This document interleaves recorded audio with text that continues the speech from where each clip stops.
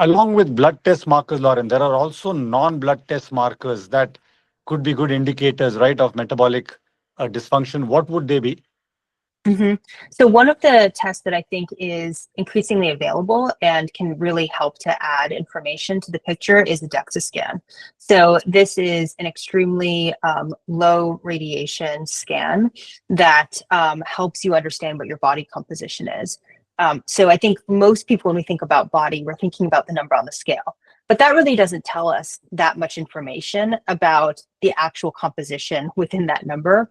A DEXA scan will show you your total body fat percentage, your visceral fat, which is the fat around your organs. And that's really the most dangerous kind of fat. That's the fat that is associated with metabolic dysfunction. It will show you your lean mass, which is a proxy for muscle mass. And it'll show you your bone density, which is incredibly important and a different conversation, but also directly linked to longevity.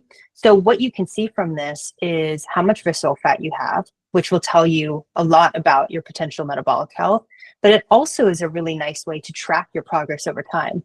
I don't know about people on this call, but I think you and I are similar in this way, and I'm assuming that the audience is too, that as we make changes in this and as we put all this effort into our health, we like to find ways to track whether what we're doing is working or not, and whether we can see that or not. And unfortunately, with number on the scale, as you know, you can actually be replacing fat with muscle, and that number on the scale might not change or might even go up.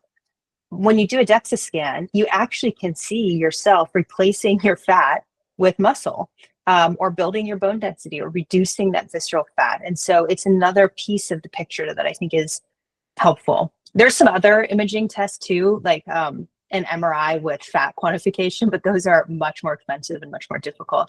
A DEXA scan is pretty inexpensive, and you can do that frequently.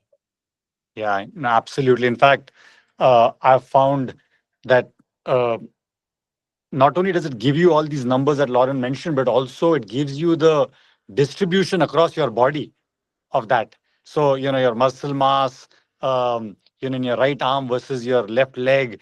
Like you said, one of the things that it does is it provides feedback whether some of the changes we are making to our lifestyle are translating.